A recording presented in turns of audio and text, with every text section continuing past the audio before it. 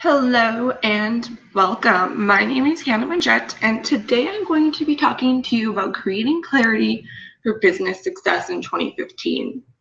I spent a lot of time struggling in my business ago because I was trying to be everything to everybody. I didn't really know who I was targeting, and I didn't really know what their struggles were, what their pain points were, and I didn't know who my ideal client was. So I was sort of flailing about and doing a lot of marketing that was ineffective and spending a lot of money, really wasting a lot of money because I wasn't I wasn't specific enough. I wasn't targeted enough. So I'm going to take you through some exercises that really helped me gain a lot of clarity in my business in terms of who I was targeting, who I wanted to work with and why, and then what my message to them was. And then once I got that clear, I was able to ramp up my marketing and really have a lot of success in business.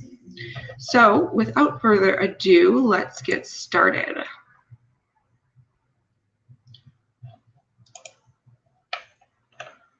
Just give me a second. All right. Creating clarity for business growth in 2015.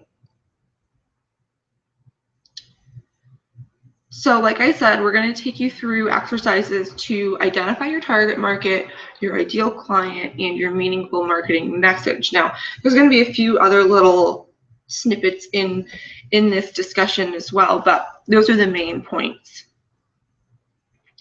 And I love this picture. It makes me laugh. Are you not getting the results you want? I wasn't either. And like I said, it's really frustrating. Sometimes you literally feel like smashing your computer, on the countertop or throwing it out the window because you're working really hard and you're spending this money on marketing, but you're not getting any results, and it's frustrating. I understand because I have been there. So first, let's broadly talk about your three-step marketing message. First of all, you have to know who you're targeting, who those people are. You can't target everyone. That's not targeting. It's sort of like, spaghetti marketing, I like to call it. Just throwing a bunch of spaghetti at the wall and see what sticks. Now, sometimes that can be effective in the short term, but really, you really need to know who it is you're targeting. You need to know where they are spending their time, so you know where to market, what mediums to market on, and then you need to know what their pain points are. What problems are you solving for them, and how are you solving it? And then you need to develop a message. So, what is your message to them? What are you saying to communicate to them? And then this is one of my favorite quotes: there is no elevators to success, you have to take the stairs. And it is so true. It's, I also like to tell my clients, I didn't say it was going to be easy, I said it was going to be worth it. And it really, really is. Success in small business and success as an entrepreneur isn't easy, but it is definitely worth it. So your target market, let's talk a little bit about that first. So let's take, for example, let's take a yoga studio, for example. They might have several target markets. They may not just have one. So they may have a target market. Say they want to introduce a chair yoga or a senior yoga series into their studio. They may want to start targeting assisted living or retirement communities.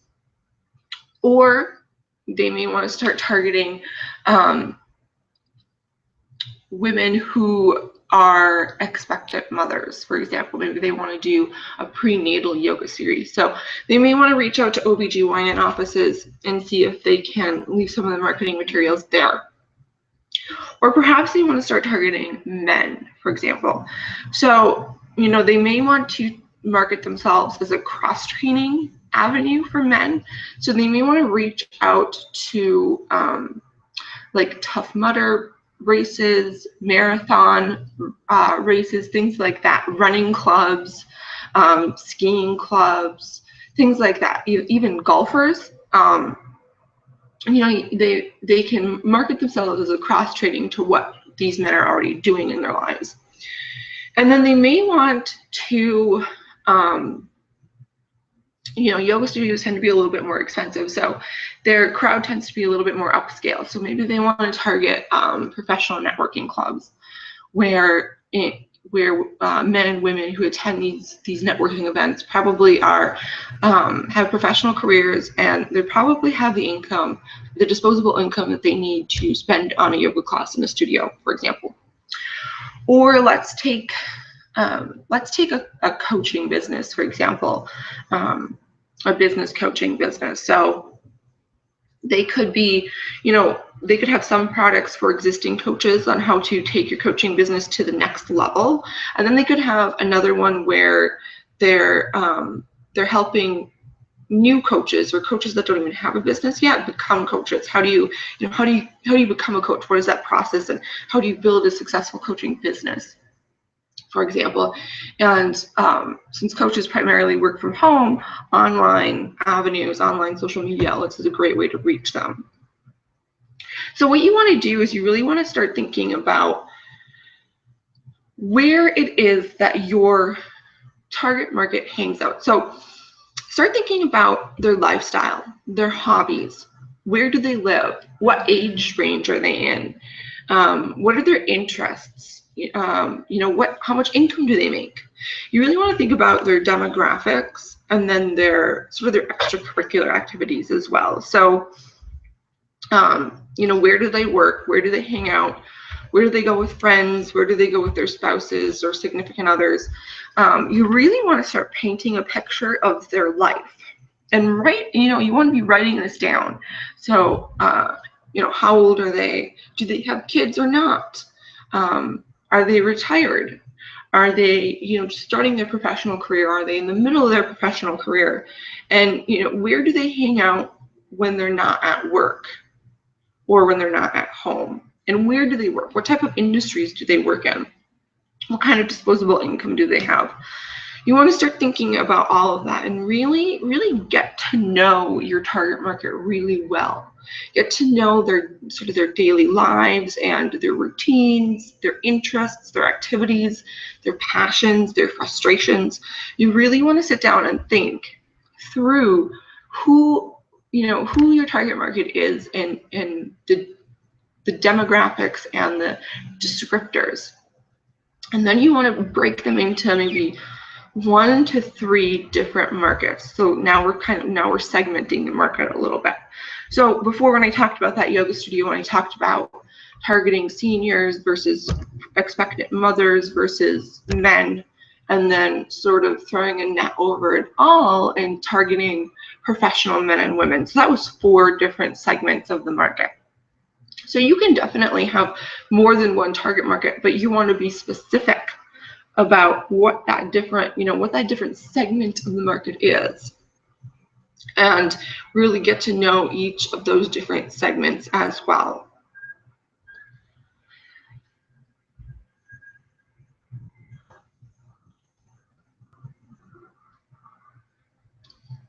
So now let's talk about your ideal client a little bit. Your ideal client is the person that you absolutely love to work with. It is that client that is just an absolute joy to work with. And in fact, you may have become friends with this client after you've worked with them. I really like to get my clients to a point where they're only working with people they like. And so they get up and they're just excited to start their business every day.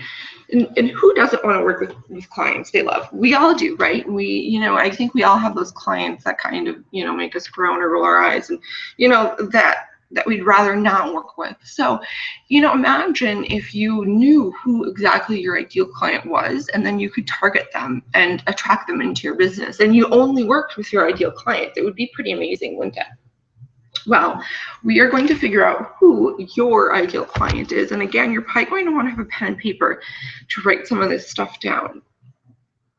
So let's take some time to think about 4 different clients that we've worked with in the past. And if you're a new business and you don't have a lot of experience with paying customers, that's fine. You've probably worked with people for free already, to sort of hone your skills or test out your services, things like that. And you can think about 4 different people that you've worked with in that capacity as well. So let's think about your best and most profitable client. So this was the client that was attracted to your business, came in, bought rather quickly, and really you just enjoyed working with. They listened to you, they did what they needed to do, and they followed through, and they got the results that they wanted, or the problem that they wanted solved was solved. And they were very happy. So this was just a client that was really easy to work with, easy to attain, and took your advice and implemented it into their life, and therefore had good results. And it's also the most profitable client because they're not using so many resources. So some clients come in and they take a lot of your time, or they take a lot of your energy, and those are the resources that they're using, and so they're still paying the same amount as some other clients, but they take more time, so they're less profitable. We want to think about the most profitable client you have and the best client. So take a moment, maybe write that down. We'll come back to it. And then let's think about another client that they're a good client and you enjoy working with them, but they're just not as super profitable and super easy to work with as that first client we had talked about.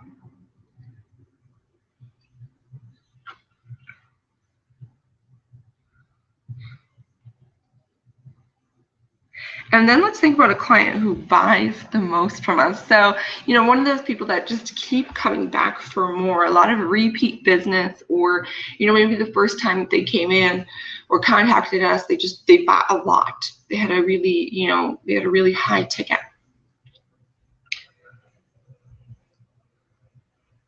And then we want to think about a failed client.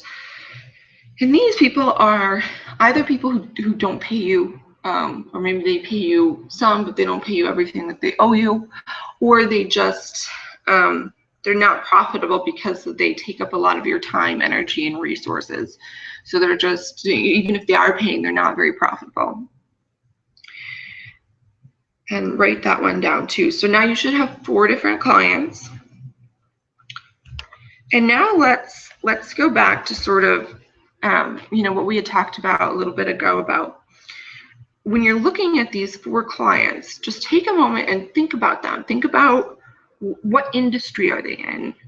Where do they work? Are they hairstylists? Are they personal trainers?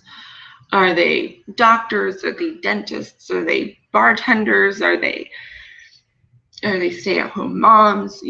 Just really think about what kind of industry they're in. Then think about what kind of budget they have, and you'll want to do this for each of them. What kind of budget they have. And now from your perspective, what competitors do you have for their business? So who else could they go to solve their problem, to solve their pain? And what products and services have they used from you? So what have they bought? Some clients may just buy one thing from you, some people might buy several things, and some may be repeat customers. So you want to be specific about which one of those 4 clients bought what. And then what solutions did you provide for them?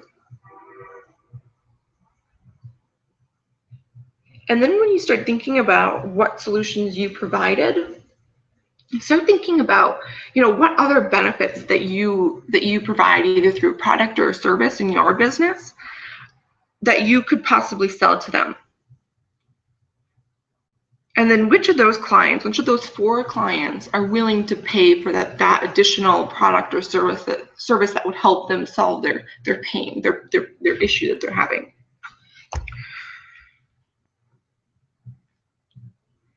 And then, do they do business with a competitor? And if you don't know if they do business with a competitor, there's a way to find out, and I'll talk about that in a little bit. And then, how did they find you? You know, did they find, was it through a referral? Was it through some aspect of your marketing? And if it was through some aspect of your marketing, do you know which avenue that was? All right, so once you go through and do all of that, you'll have a better, you'll have a picture painted, so to speak, of each of these clients. And now, if you're going through and saying, I don't really know this, I don't really know the answers to this, that's okay. What an easy way to find out is to survey your client base. You can do this, you can email out a survey, you could have a survey at your place of business for people to fill out. And just ask them, you can just say, we're just taking some demographics of our client base to get to know you guys better so we can better serve you and continually offer more products and services that best meet your needs, something to that effect. And you can ask them, where do you work? Have you ever used X, Y, and Z? And list your competitors. Have you ever used them? Have you ever worked with them? And then you might want to ask, what product or service have you purchased from them? You might want to follow that up with another question. And then you might want to ask, their income, if they have kids, sort of those basic demographic questions. And that will give you a good picture of your client base, what they're like and what their needs are. And then let's take a look at everything we've written down about those 4 clients. So, does your best and most profitable client and the good client you enjoy working with, so the first 2, and then when you look at everything you've written down, so their industry, their budget, what solutions you've provided, all those things, when you wrote all those down, is there any overlap between those 2? If there is, that is awesome, because then you can target them the same way. If not, that is okay too. It just means you need to target them differently. So you need to segment them out into 2 different segments based on their industry, their income, their demographics, what solutions you provided for them, and what other benefits you could give them. Just take a moment and just see if there is any overlap. And if there is, sort of circle where that overlap is, or maybe put a star by it.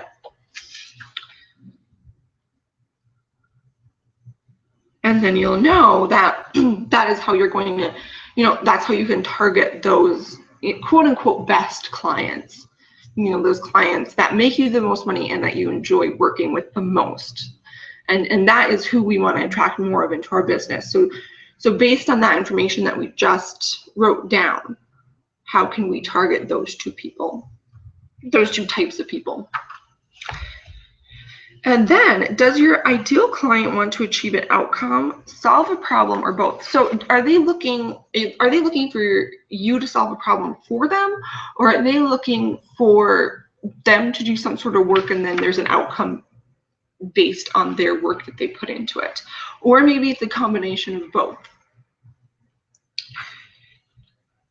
And do they decide to work with you based on research that they've done or recommendations from other people, or both? And that's another thing you could ask in your survey is, did you come here based on a recommendation, or did you come here because of some research you did, or was it purely because of, an ad you saw or something? And then some people, are impulsive buyers. They buy immediately, and other people, excuse me, do, they want to do that research. They really want to think about it and research it and think about it and research it. And so, one client you get the sale immediately, and another one it takes a little bit more time. So there's that difference as well that you want to acknowledge and differentiate between, your clients. the 4 clients that we just talked about. So now you should have a really good picture of who that ideal client is, what they look like, where they hang out, where they work, what kind of disposable income they have, if they're married, if they're not, do they have kids or not, you know, what are their demographics, and what has their experience been with you? What have they bought? What else could they buy? Things like that. And like I said, if you don't know, a survey is a great way to get that. I mean, it's super easy. Business owners do it all the time, so your clients won't think it's weird or icky or anything. It's very common, and it's a great way to know exactly what's going on in your customer's mind. And just another little tidbit to think about is that people buy what they want, not what they need. So when you're thinking about these ideal clients and what kind of products and services they buy and what they don't buy, maybe start thinking about why it is they don't buy the things they're not buying. Is it perceived that they need this?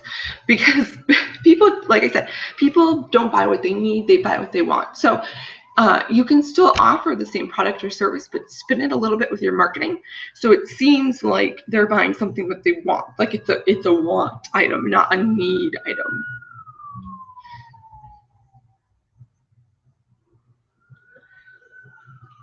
So let's just take a moment to reflect back on ourselves and our business and how we can sort of tweak our offerings and our marketing and our messaging and who we're targeting and where we're targeting them. Let's tweak it a little bit based on what we discover in a SWOT analysis. So again, let's take a moment. You'll want to write these down. So as an entrepreneur and as a business, what are your strengths and weaknesses? What do you do really, really well? What do you think that you do better than your competitors? And you know, really be a little bit critical here, and really analyze it a little bit. I think, you know, we all want to think that we are the best at everything in our business and we're way better than our competitors, and that's a needed attitude to have to sort of survive as an entrepreneur. But in this SWOT analysis, we really want to sit down and think critically. So what are our strengths? What really are we just like a rock star businessman or a rock star businesswoman? Just think about it. Think about your strengths that really just make you a rock star and write those down. And then you'll also want to write down what your weaknesses are. So what are some areas that could improve in your business, and then what are your personal weaknesses that you could improve upon? And you know, it could be professional weaknesses and it could be personal weaknesses too. It could be, you know, because we're a whole person, right? We're a business owner, but we're still a whole person. So sort of our person, what's happening in our personal life spills over into our business sometimes. So we want to write down weaknesses that could be perceived as personal weaknesses too.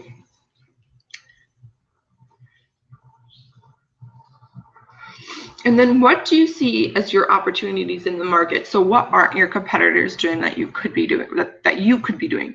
You know, what kind of solutions is your target market looking for that aren't currently being met? And how can you capitalize on that? So what kind of opportunities for growth and innovation is there in your market? And then write those down. And then what kind of threats do you have in your market? So, you know, these could be political threats, these could be competitive threats, environmental threats. It really depends on your business. But what could possibly happen to, you know, diminish your market share, or how many clients you're reaching, or, you know, could something happen that makes your product and service obsolete? What are those?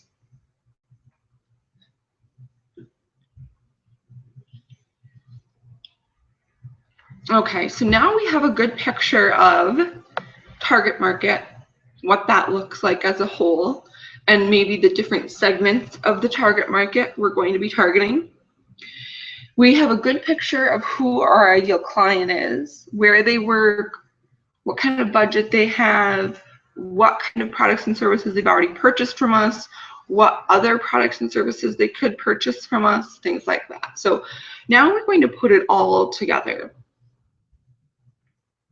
into your meaningful marketing message. So when you're putting together your meaningful marketing messages, it can also be, this is sort of like your elevator pitch too, but you want to think about, now that you know your target market and you know your ideal client and you know your strengths and weaknesses and the opportunities in your market, you want to really sit down and think about what are the issues that your target market is having and your client is having. What are their pain points that they need solved? What are their pain points that they want solved? So there's different things that they need solved and they want solved. And like I said, people buy things that they want, not need. So really sit down and make a list of what their pain points are. So maybe, let's say if you're a gym owner, people's pain points are weight loss. It's a big one. Really, the people who have struggled with weight all their life and they yo-yo a lot, they're up and down, there's 20, 30 pounds and they just can't keep it off. But also those people who are already in shape, but they want to really increase their muscle mass or increase their marathon time, something like that. And so those are their pain points. Those are their, what those things that they want solved. But you have to be able to put it into a marketing message that makes it more compelling than your competitors. So why do they need to go to you? So for example, I am someone, I've struggled with my weight all my life. So, it's difficult for someone in the fitness industry or, a gym owner in their marketing to really get to me, because it's sort of like, okay, yeah. What are you going to do differently than all these other places haven't done? Or what are you going to offer me that I haven't already done with all these other places? You really have to, in your marketing, you really have to convince your target market why you can solve their pain point better than their competitors, better than your competitors. Why should they choose you over XYZ company? And so that's what we're trying to do here in your meaningful marketing message. You're creating a 75-word, 30-second message. Think about like a commercial, basically. You're creating a little mini commercial. It's not going to go on TV or anything, but you're creating the script for it. And this is also your elevator speech. So, when people say, well, what do? You can tell them. And you really, you're going to want to do this again and again and again until it really packs a punch. And so you'll have to rewrite it several times.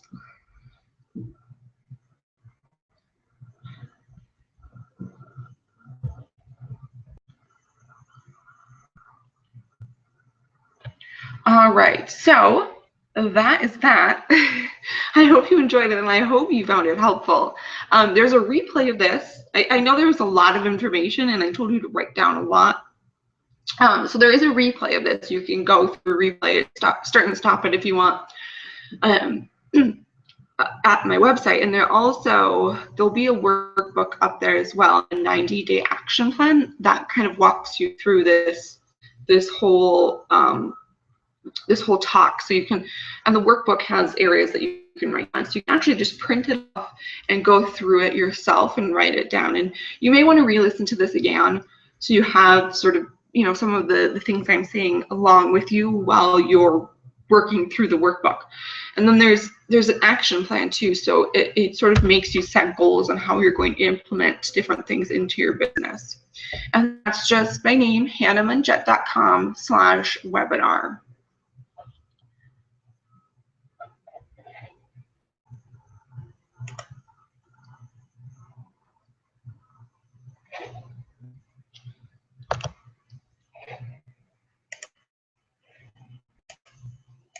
All right. Well, thank you so much for joining me. Like I said, I'm helpful, and if you have any questions at all, feel free to contact me either on Google Plus or through my website, and I'd be more than happy to help you. All right. Thanks, guys.